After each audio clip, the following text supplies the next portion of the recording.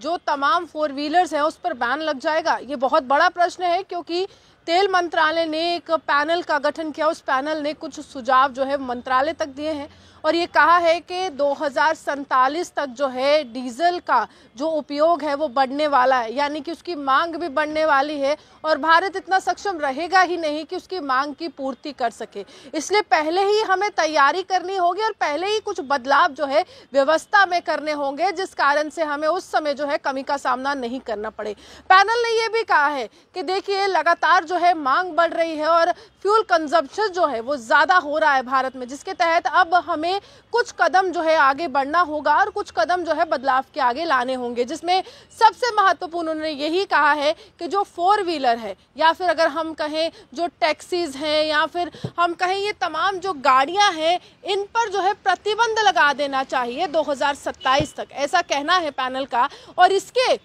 अलावा जो है ये भी बात की गई है कि अगर हम इसको बैन करते हैं तो इसकी जगह पर क्या, इसका अल्टरनेट क्या, अल्टरनेट के तौर पर उन्होंने कहा है कि जो इथेनॉल युक्त जो यहाँ पर वाहन है उसको जो है आगे बढ़ाइए। आप ई व्हीकल की जो बात कर रहे हैं, यानी कि बिजली से चलने वाले जो तमाम वाहन है उसको आप आगे बढ़ाइए। और लगातार जो है पैनल इसी तरह से सुझाव जो है वो देता रहा है और ये भी कहा है कि जो गैस से चलने वाले वाहन है उनको भी जो है उनको भी बढ़ाने की बात जो है यहाँ पर पैनल जो है वो कर रहा है। इसी के साथ साथ अगर ये भी मैं आपको बताऊं तो ये भी कहा गया है कि जो बसेस है उसको भी जो है अब कहीं ना कहीं उसको अब बदलना होगा, उसको भी ई बसेस में तब्दील करना होगा। ई एक्सप्रेस वे बन रहे हैं, यानी कि जहां पर बिजली से चलने वाली गाड़ियां जो है वो आपको नजर आएंगी दौड़ते हुए। तो इसी तरह से जब देश की सबसे बड़ी मांग जो है वो यही है कि पोल्यूशन फ्री इंडिया होगा, जहां पर प्रदूषण की मात्रा काफ़ी ज़्यादा कम होगी, जहाँ फ्यूल कंजम्पशन काफ़ी ज़्यादा कम होगा, यानी कि पेट्रोल डीजल तेल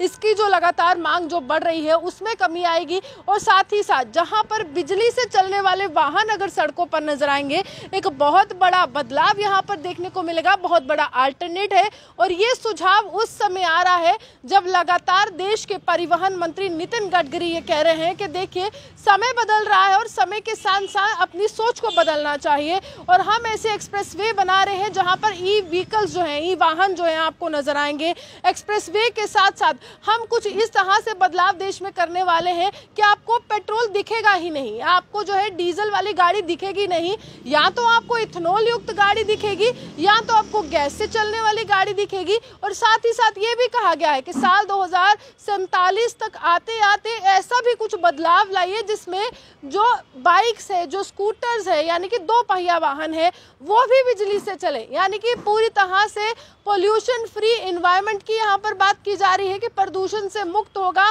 पूरा भारत। और देश में अगर विकास योजनाओं के साथ साथ अगर सड़क का निर्माण हो रहा है, अगर सड़क की ये जो माला है, ये जो मनके हैं हर तरफ बिछ रहे हैं, तो क्यों ना देश में एक ऐसा बदलाव लाया जाए जहां पर प्रदूषण की समस्या से लोगों को काफी ज्यादा बीमारियों से भी जूझना पड़ रहा है और बीमारियों से उनका छुटकारा हो सके, वो बच सके, और साथ ही साथ फ्यूल कंजम्पशन जो है उसकी मात्रा कम हो सके। ऐसा नहीं है कि बिल्कुल ही फ्यूल कंजम्पशन 0 कर दी जाएगी, लेकिन हाँ जो मांग बढ़ रही है उससे चिंता भी बढ़ रही है। साल 2047 तक ये मांग जो है काफी ज्यादा बढ़ जाएगी और यहाँ पर ये कहा गया है कि अगर ज्यादा नहीं कर सकते हैं तो 50% आपको ई व्हीकल्स जो है वो लाने चाहिए मार्केट में, जिससे लोगों की सुविधा जो है हो सके। बड़ा प्रश्न यही है, क्या 2027 तक डीजल वाले जो 4 पहिया वाहन है वो बैन हो जाएंगे, क्योंकि सुझाव तो कुछ ऐसा ही कह रहा है। अभी हमारे साथ बने रहे, देखते हुए जम्मू सुहान के।